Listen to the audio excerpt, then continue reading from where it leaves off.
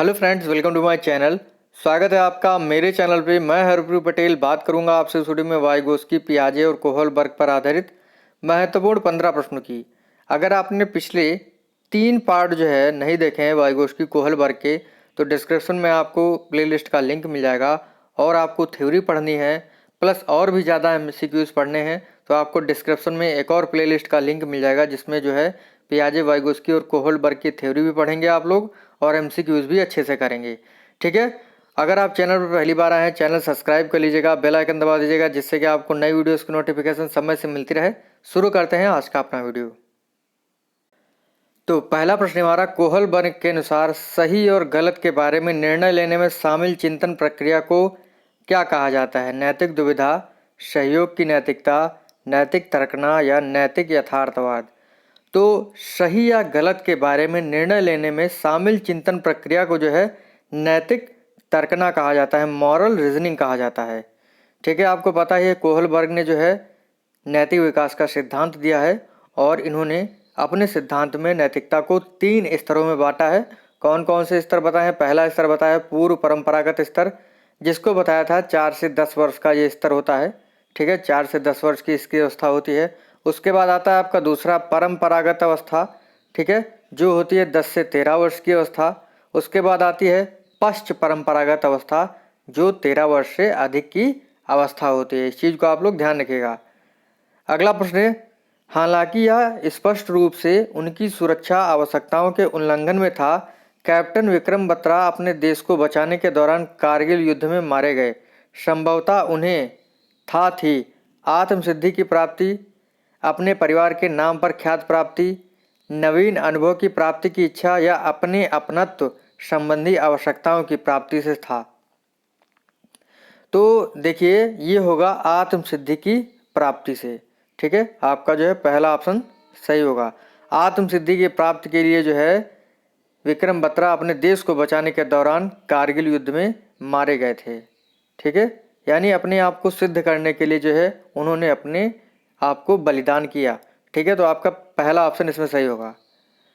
अगला प्रश्न है, अपने आसपास के वातावरण माहौल के साथ सामंजस्य बैठाने या ढालने की क्षमता से बुद्धिमत्ता का संबंध जोड़ने वाले मनोवैज्ञानिक कौन थे? जीन पियाजे थे, थॉर्नडाइक थे, हार्वर्ड गार्डनर थे या इनमें से कोई नहीं? तो ये थे आपके जीन पियाजे महोदय। और ये कहाँ के निवासी थे? स्विट्जरलैंड के निवासी थे। ठीक है, आपको ध्यान रखना है कि कौन कहाँ का निवासी था, एग्जाम में पूछ लिया जाता है। देखिए, थॉर्नडाइक महोदय ने जो है सीखने का सिद्धांत दिया था। इन्होंने जो है उद्दीपक अनुक्रिया सिद्धांत दिया था और अपने सिद्धांत को सिद्ध करने के लिए उन्होंने भूखी बिल्ली पर प्रयोग किया था। हार्वर्ड गार्डनर ने बहुबुद्धि का सिद्धांत दिया है। इस चीज़ को आप लोग ध्यान रखिएगा। अगला बहुत ही प्यारा और महत्वपूर्ण प्रश्न है, कौन सा मिलान सही नहीं है? तो प्रश्न है, कौन सा मिलान सही नहीं है? जीन पियाजे रसिया के रहने वाले थे, वाइगोस्की से जेडपीडी जुड़ा हुआ है, मूर्त संक्रियात्मक अवस्था का काल जो है 7 से 11 वर्ष का होता है, कोहलबर्ग जो है USA के निवासी थे। तो कौन सा मिलान सही नहीं, आपको समझ में आ गया होगा। अभी मैंने आपको बताया था कि जो पियाजे महोदय थे वो कहाँ के निवासी थे? वो थे आपके स्विट्जरलैंड के निवासी। तो आपका पहला जो है वो मिलान सही नहीं है। वाइगोस्की से जेडपीडी जुड़ा हुआ है। जेडपीडी का पूरा नाम है जोन ऑफ प्रॉक्सिमल डेवलपमेंट। ठीक है, मूर्त संक्रियात्मक अवस्था का समय 7 से 11 वर्ष का होता है, आपको पता ही होगा। कोहलबर्ग जो थे वो कहाँ के निवासी थे? USA के निवासी थे। और रसिया के निवासी थे आपके वाइगोत्स्की महोदय। ठीक है, देखिए ये ऐसे प्रश्न हैं जो एग्ज़ाम में काफ़ी बार पूछे गए हैं और मैंने जो है 3 पार्ट पहले बना लिए हैं। अगर आपने डिटेल से इनको नहीं पढ़ा है, पियाजे, वाइगोस्की और कोहलबर्ग को, तो डिस्क्रिप्शन में आपको उसका लिंक दे दिया जाएगा। थ्योरी के साथ साथ आप MCQs की अच्छे से तैयारी कर सकते हैं और एग्ज़ाम में अच्छे अंक ला सकते हैं। ये वीडियो जो है सीटेट हो या टेट हो या सुपर टेट हो, सभी के लिए महत्वपूर्ण है। देखिए, वीडियो जो है आपको अगर अच्छा लगे, कुछ भी अच्छा लगे तो लाइक कर दीजिएगा, शेयर कर दीजिएगा। अगला प्रश्न है, किसी मनोवैज्ञानिक के अनुसार, यानी किस मनोवैज्ञानिक ने कहा है सीखने का मतलब ज्ञान निर्माण करना है? फ्रायड ने, रॉस ने, पियाजे ने, वाइगोस्की ने? तो किसने कहा? ये कहा है पियाजे महोदय ने कि सीखने का मतलब ज्ञान निर्माण करना है।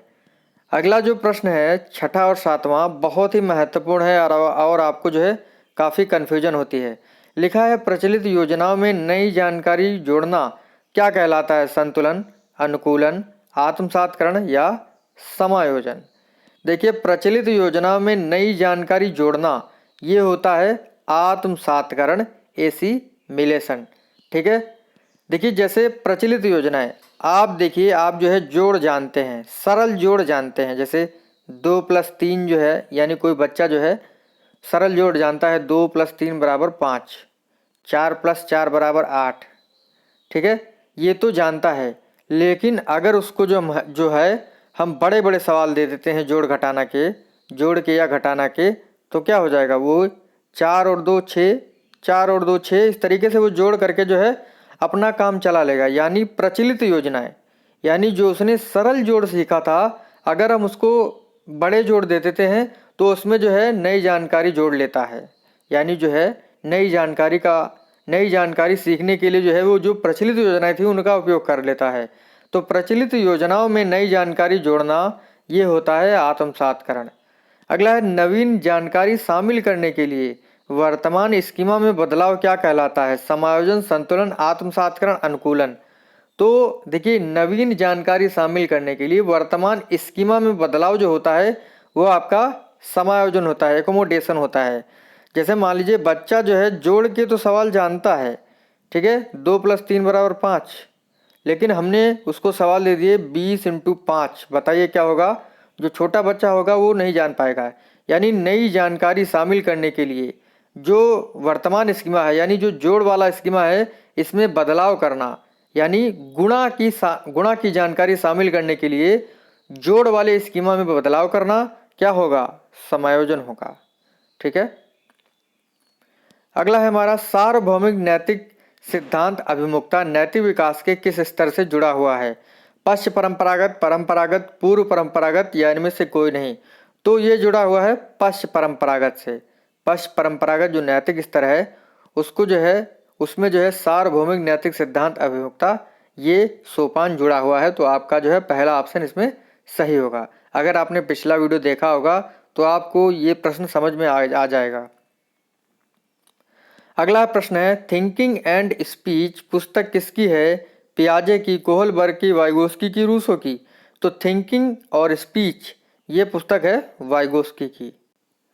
अगला है बच्चा ईगो सेंट्रिक होता है किस अवस्था में? पूर्व संक्रियात्मक अवस्था में, मूर्त संक्रियात्मक अवस्था में, इंद्रिय जनित गामक अवस्था में या अमूर्त संक्रियात्मक अवस्था में। तो बच्चा ईगो सेंट्रिक होता है पूर्व संक्रियात्मक अवस्था में। ठीक है, यानी बच्चा जो है अपने विचारों को ही मान्यता देता है। तो जब अपने विचारों को मान्यता देता है तो बच्चा जो है आत्म केंद्रित कहलाता है, ईगो सेंट्रिक कहलाता है। तो ये अवस्था जो होती है ये पूर्व संक्रियात्मक अवस्था में होती है और आपकी पूर्व संक्रियात्मक अवस्था का समय क्या होता है? 2 से 7 वर्ष होता है। अगला प्रश्न, कोहलबर्ग के सिद्धांत की एक प्रमुख आलोचना क्या है? कोहलबर्ग ने बिना किसी अनुभूतिमूलक आधार के सिद्धांत को प्रस्तुत किया, नैतिक विकास की स्पष्ट अवस्थाओं का उल्लेख नहीं किया, नैतिक तार्किकता विकासात्मक है ये कहा। कोहलबर्ग ने पुरुषों तथा महिलाओं की नैतिक तार्किकता में सांस्कृतिक विभिन्नताओं को महत्व नहीं दिया। ठीक है, जबकि जो है दिया है। तो आपका डी ऑप्शन जो है सही होगा। अगला प्रश्न है कोहलबर्ग के सिद्धांत में किस स्तर में नैतिकता की अनुपस्थित पाई जाती है? स्तर 1, स्तर 2, स्तर 3 या स्तर इनमें से कोई नहीं। तो आपका पहला ऑप्शन सही होगा। जो आपका पूर्व परंपरागत स्तर होता है उसमें कहा जाता है कि इसमें जो है नैतिकता की अनुपस्थित होती है। तो आपका पहला ऑप्शन जो है सही होगा। दूसरा क्या है? परंपरागत। तीसरा स्तर आपका क्या है? पश्चिम परंपरागत। अगला प्रश्न है कौन सा निहितार्थ पियाजे के सिद्धांत से नहीं निकाला जा सकता है? वैयक्तिक भेदों की स्वीकृति, खोजपूर्ण अधिगम, शाब्दिक शिक्षण की आवश्यकता, बच्चों की अधिगमनात्मक तत्परता के प्रति संवेदनशीलता। तो शाब्दिक शिक्षण की आवश्यकता, इस निहितार्थ को नहीं निकाला जा सकता है। तो आपका जो ऑप्शन सी सही होगा। ठीक है। अगला प्रश्न है मिलान कौन सा सही है? पूर्व परंपरागत स्तर जो है 13 वर्ष से अधिक का होता है। मूर्त संज्ञानात्मक काल जो है 2 से 7 वर्ष का होता है। दोनों सही है या इनमें से कोई नहीं। तो मैं आपको बता दूं जो आपका पूर्व परंपरागत स्तर है इसका समय होता है आपका 4 से 10 वर्ष का।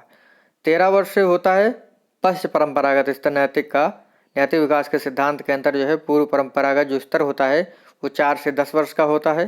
ठीक है, तो आपका ये भी गलत। मूर्त संज्ञात्मक काल जो होता है वो आपका 7 से 11 वर्ष का होता है, तो ये भी गलत, यानी आपका कोई भी ऑप्शन सही नहीं है, आपका ऑप्शन जो है डी सही होगा। अगला प्रश्न है हमारे इस वीडियो का, अगर आपको वीडियो अच्छा लगे लाइक कर दीजिएगा, शेयर कर दीजिएगा। प्रश्न पियाजे के अनुसार बच्चों का चिंतन वयस्कों से प्रकार में भिन्न होता है, वयस्कों से प्रकार में भिन्न होता है बजाय मात्रा के। ठीक है, तो ये जो है इसका जवाब होगा आपका ऑप्शन सी। ठीक है, बच्चों का चिंतन वयस्कों से प्रकार में भिन्न होता है, कह सकते हैं बच्चों का जो चिंतन होता है अतार्किक होता है, बिना हाथ पैर का होता है, लेकिन जो वयस्कों में चिंतन होता है वो तार्किक होता है।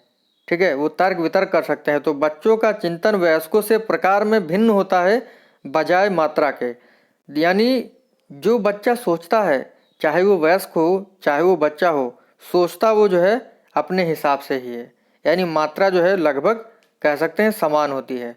तो आपका सी ऑप्शन इसमें सही होगा। इस प्रकार से आज का हमारा वीडियो यहीं पर समाप्त होता है। मिलते हैं आपसे अगले वीडियो में नए टॉपिक के साथ। हमारा जो वाइगोस्की पियाजे कोहलबर्ग था लगभग यहीं पर समाप्त हो जाता है। और जो मैं आपको प्लेलिस्ट दूंगा, ठीक है, अगर आप उसको देख लेते हैं गारंटी देता हूँ कोई भी प्रश्न जो है आपका नहीं छूटेगा। 10 वीडियोज़ हैं, 5 में थ्योरी बताई गई है, एक में कोहलबर्ग पियाजे वाइगोस्की, एक में बताया गया है कि पियाजे और वाइगोस्की में क्या अंतर है, उसके बाद जो है एक वीडियो में बताया गया है कि स्कीमा क्या है, अनुकूलन, संतुलन, समायोजन, आत्मसात खंड, इनके बारे में बताया गया है। तो 5 वीडियो थ्योरी के हैं और 5 वीडियो आपके MCQs के हैं।